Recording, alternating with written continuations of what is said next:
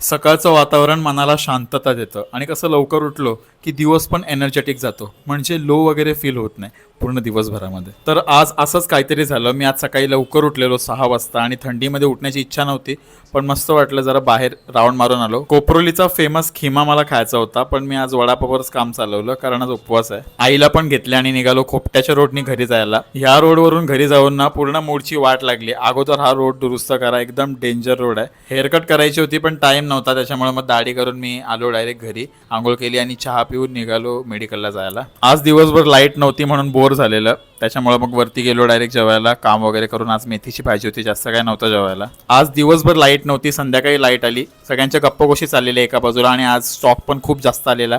गुटुकडेकडून वडापावची party घेतली आणि आत्या वगैरे आलेली. श्रद्धा पण आली मेडिकलला, तिचं पण काहीतरी काम होतं आणि ते बघा कशी शायनिंग मारते. आज लेट आलो होतो म्हणून लेट घरी गेलो. वहिनीने दिलेले स्वीट्स खाऊन आजच्या दिवसाचा एंड केला.